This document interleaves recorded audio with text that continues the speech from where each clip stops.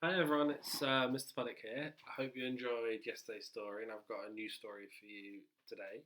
The story we'll be reading today is Dragon Post by Emma Yarlett. So let's have a read.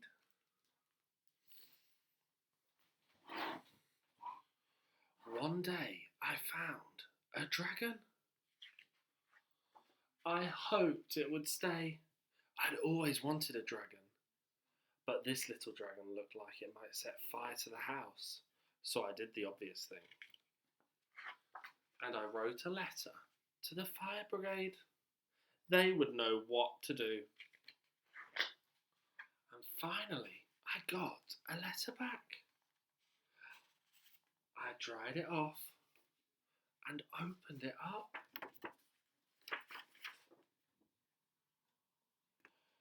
The letter says, urgent. Dear Alex, goodness me, a baby dragon in your house? It must be lost. As well as being scary, dragons are a serious fire hazard. If you have to keep it, then make sure it is moist at all times. You never know when it might erupt into flames. Phew, I just had to dunk myself in a bucket of cold water to calm down. I suggest you do the same with the dragon. Yours faithfully, Henry Drayton. P.S. Crikey! So he's got a letter from the fire brigade. Let's see what happens next. So I did as I was told, and the dragon loved it. I could tell.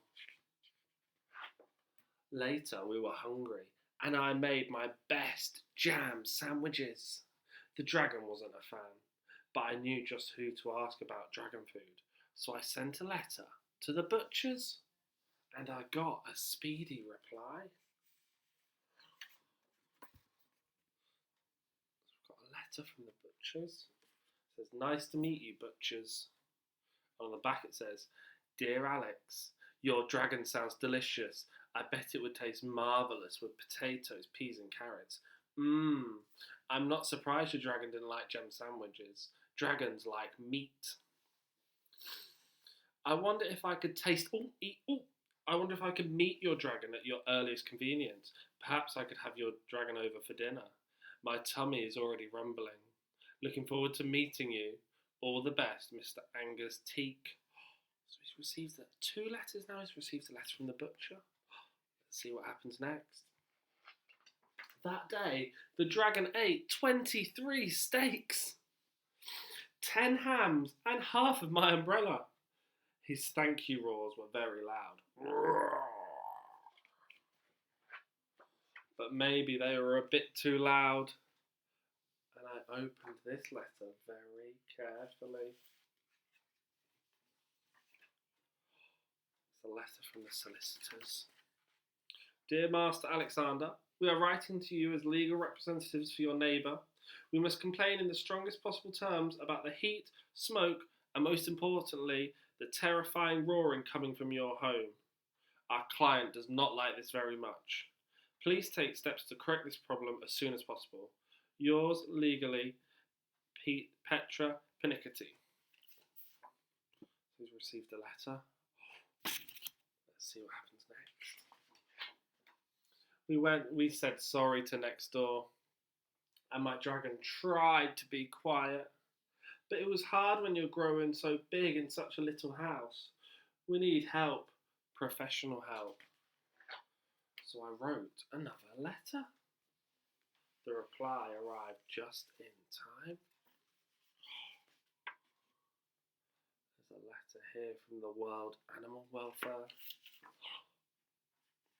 Dear Alex, thank you very much for your letter. How exciting to have such a rare and endangered species living with you. We hope your home is large enough to accommodate this young dragon. It is important that the dragon has enough room to move around. We may think he might be suffering from cramped endorovitis, which can be terrible.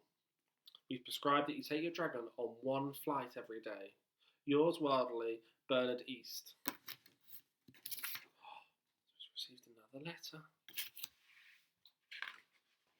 So when the world was fast asleep, we crept outside and soared up into the sky. We were so happy together. I loved my dragon and I wished he could stay forever, but I don't think dragons were made to be pets. I wasn't sure what to do, so I wrote a letter to the wisest person I know, my best friend. And she wrote back straight away.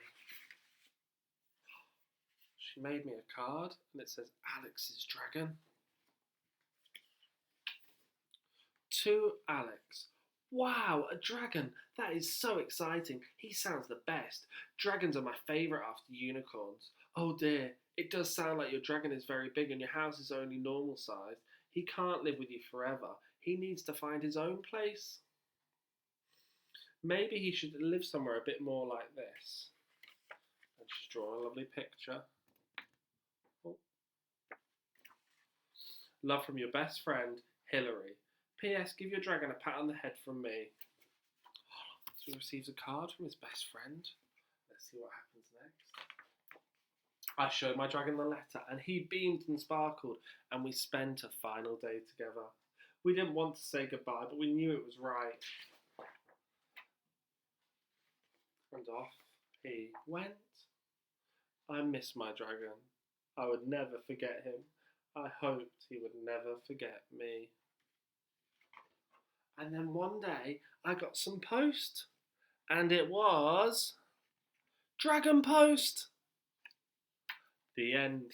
Right, I hope you enjoyed that story and I hope you enjoyed all the letters that were in the story.